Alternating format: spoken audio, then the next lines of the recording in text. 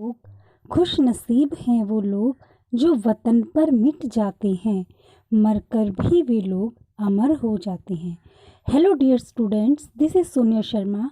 Welcome back to my channel study with Kanha ji. Students, अभी अभी मैंने आपको ये दो पंक्तियाँ सुनाई हैं, तो आज इन्हीं से रिलेटेड मैं आपको टॉपिक कराऊंगी। तो आप गैस कर सकते हैं कि वो टॉपिक क्या होगा। चलिए कोई नहीं, मैं आपको बता देती हूँ कि आज का जो हमारा टॉपिक रहने वाला है वो रहने वाला है हमारा जो है भारत का जो स्वतंत्रता संघर्ष था, ठीक है, राष्ट्रीय आंदोलन जो था, हम उससे रिलेटेड क्वेश्चन कुछ करने वाले हैं। ठीक है, तो चलिए आज का अपना सेशन स्टार्ट करते हैं। कि फर्स्ट क्वेश्चन है आपका कि 1885 में, ठीक है, 1885 में जो इंडियन नेशनल कांग्रेस है उसकी स्थापना किसके पहल पर की गई थी, यानी कि किसके विचार विमर्श से ऐसा किया गया था या फिर किसने की थी। तो जो ए.ओ. हयूम जी हैं उन्होंने की थी। नेक्स्ट क्वेश्चन है आपका कि भारतीय राष्ट्रीय कांग्रेस का जो प्रथम अधिवेशन हुआ था, पहला अधिवेशन, ठीक है, कब और कहाँ पे हुआ था। तो भाई इनका जो पहला अधिवेशन हुआ था वो बॉम्बे के अंदर हुआ था 28 दिसंबर 1885 में।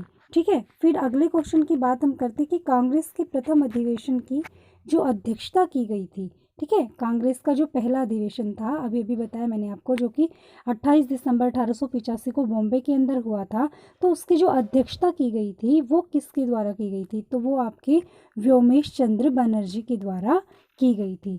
नेक्स्ट क्वेश्चन की हम बात करते हैं कि आर्य समाज के संस्थापक कौन थे, या फिर आप ये कह लीजिएगा कि आर्य समाज की जो स्थापना की थी वो किसने की थी। तो स्वामी दयानंद सरस्वती जी जो थे उन्होंने आर्य समाज की स्थापना की थी।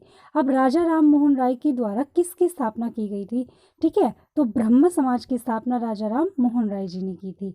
फिर बात करते कि वर्नाकुलर टैक्स एक्ट, ठीक है, किसके शासन में पारित किया गया था। तो लॉर्ड लिटन के, ठीक है, ये भाई अलग अलग नाम दिए हुए हैं आपको, lord Lytton, lord Curzon, lord Clive, lord Wavell. तो भाई जो लॉर्ड लिटन थे उनके शासन में वर्नाकुलर एक्ट पारित किया गया था। ओके स्टूडेंट्स, तो आगे बात करते हैं हम अपनी पूना सार्वजनिक सभा।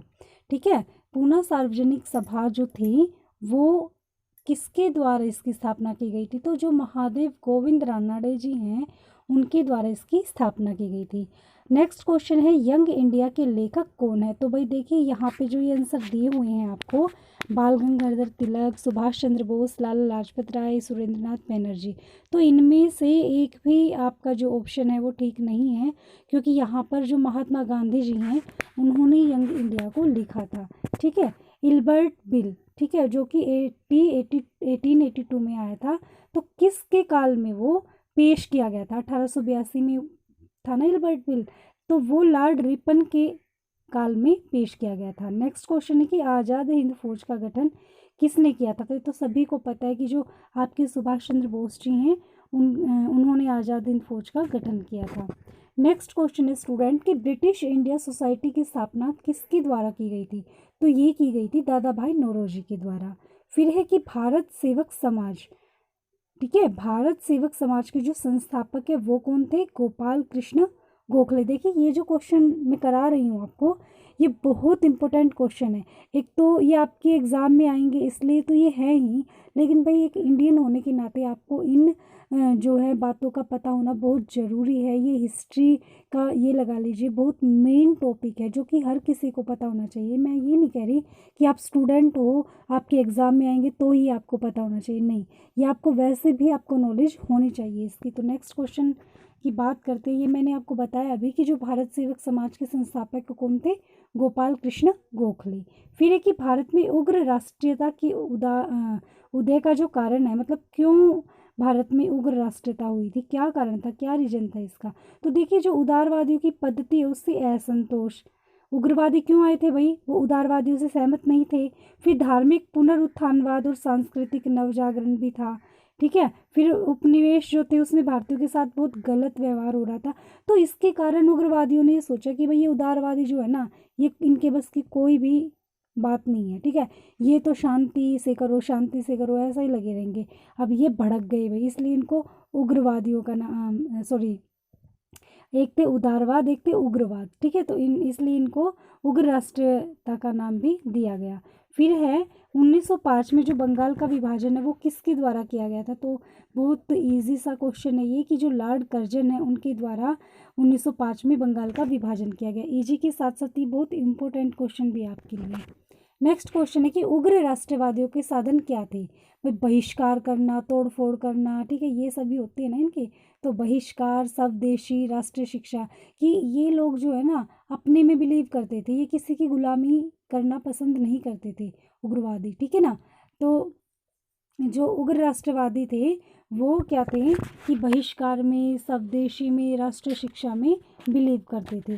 फिर दक्षिण शिक्षा समाज की स्थापना किसके द्वारा की गई थी? तो भाई बाल गंगाधर तिलक जी के द्वारा इसकी स्थापना की गई थी। फिर स्वतंत्रता मेरा जन्मसिद्ध अधिकार है और मैं इसे लेकर रहूँगा, ये कथन किसका है?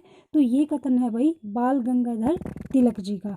फिर है कि मुझ पर किया गया लाठी का एक एक प्रहार ब्रिटिश साम्राज्य के कफन में कील बनकर रहेगा, ऐसा किसने बोला था? तो ऐसा बोला था लाला लाजपत राय जी ने। नेक्स्ट क्वेश्चन है कि अमेरिका में जो गदर पार्टी की स्थापना है वो किसके द्वारा की गई थी? तो भाई अमेरिका में जो गदर पार्टी की स्थापना हुई थी वो हुई थी 1913 में, ठीक है। और किसके द्वारा की गई थी? लाला हरदयाल के द्वारा। फिर है कांग्रेस के उदारवादी, ठीक है, और उग्रवादी नेताओं में वास्तविक रूप में विभाजन किस अधिवेशन में हुआ था? तो भाई ये सूरत अधिवेशन में हुआ था, ठीक है। वास्तविक रूप में जो विभाजन, जो दरार आई थी वो सूरत अधिवेशन में आई थी। फिर है नेक्स्ट क्वेश्चन कि अप्रैल 1920 में केंद्रीय, ठीक है, दिल्ली के अंदर केंद्रीय असेंबली में जो बम फेंका गया था वो किसने फेंका था? कौन से क्रांतिकारी थे? तो भाई जो सरदार भगत सिंह जी थे ना, उन्होंने जो है केंद्रीय असेंबली में बम फेंका था। नेक्स्ट क्वेश्चन की बात करते हैं हम कि क्रांतिकारी आंदोलन को तात्कालिक असफलता का कारण क्या था? तो तात्कालिक असफलता का कारण था कि भाई केंद्रीय संगठन का अभाव था, और जो ब्रिटिश सरकार है उनकी नीतियां जो थी वो बहुत कठोर थी, और उच्च मध्यम वर्ग की सहानुभूति का अभाव था। तो ऐसे कुछ रीजन्स थे, ये जो ऊपर वाले रीजन सभी मैंने बताए सभी थे। फिर है कांग्रेस के उदारवादी और उग्रवादी नेताओं में फिर से मेलजोल हो गया था, कब और किस अधिवेशन में? भाई दोबारा से, एक तो हुआ था सूरत अधिवेशन में, फिर हुआ 1916 के लखनऊ अधिवेशन में, ठीक है। कब हुआ था? लखनऊ अधिवेशन में। एक तो हुआ था 1907 में सूरत अधिवेशन में, लेकिन इन्होंने पूछा कि पुनः कब हुआ था, तो फिर पुनः हुआ था 1916 के लखनऊ अधिवेशन में। नेक्स्ट क्वेश्चन है कि लखनऊ समझौता, जिसको आप लोग और भी किस नाम से जानते हैं? कांग्रेस लीग समझौता के नाम से, तो कब हुआ था ये? तो बहुत इंपॉर्टेंट क्वेश्चन है भाई, ये 1916 में हुआ था।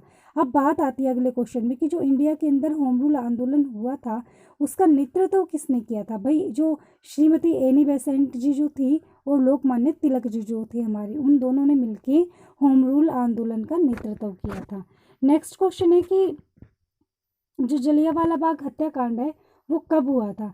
तो 13 अप्रैल 1919 में। कब हुआ था? 13 अप्रैल 1919 में। देखिए माफ़ करना, मैं आपको 26वां क्वेश्चन कराना भूल गई कि रोलेट एक्ट का जो उद्देश्य था वो क्या था। तो भाई रोलेट एक्ट आप लोगों को पता है 1919 में, ठीक है। इसके जो पर्पस था वो क्या था कि जो सरकार थी ना वो क्या करती थी कि बिना मुकदमा दायर किए किसी भी व्यक्ति को बंदी बना लेती थी। भाई वो ये नहीं पूछती थी कि भाई क्या बात है क्या नहीं, बिना किसी रीज़न के वो मुकदमा दायर कर देती थी, ठीक है। बिना मुकदमा दायर किए किसी भी व्यक्ति को बंदी बना लेती थी अपनी मर्जी से। तो भाई ये था रोलेट एक्ट। फिर है कि हंटर कमेटी जो कि 1920 में आई थी, उसकी नियुक्ति सरकार के द्वारा किस घटना की जांच के लिए की गई थी?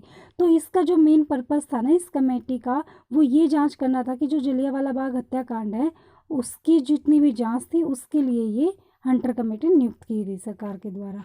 फिर असहयोग आंदोलन के प्रस्ताव के अनुसार आंदोलन का जो कार्यक्रम था वो क्या था? तो भाई उपयुक्त सभी कार्यक्रम थे कि जो सरकारी अदालतों का बहिष्कार कर दिया गया था, विदेशी माल का बहिष्कार कर दिया गया था, सरकारी वैतनिक और जो अवैतनिक पद है उपाधियाँ उनका भी बहिष्कार कर दिया गया। तो इस आंदोलन का ये उद्देश्य था, ठीक है, कार्यक्रम ये था। फिर नेक्स्ट क्वेश्चन है कि महात्मा गांधी ने किस घटना से खिन्न होकर असहयोग आंदोलन को स्थगित कर दिया था? तो भाई चोरा चोरी की घटना थी, ठीक है, उसके कारण जो महात्मा गांधी जी ने असहयोग आंदोलन था उसको वापस ले लिया था। ठीक है, तो भाई आज की इस वीडियो में मैं आपको 30 क्वेश्चन ही कराऊंगी, मैं आपको जो है 150 क्वेश्चन इससे रिलेटेड कराने वाली हूँ। तो मेरी जो है वीडियोस जो जितनी भी बनाऊंगी मैं इसके राष्ट्रीय कांग्रेस को लेकर, आप ये सभी देखना, बहुत इम्पोर्टेंट होने वाली है वो आपके लिए। तो आज के लिए इतना ही। Thank you, have a nice.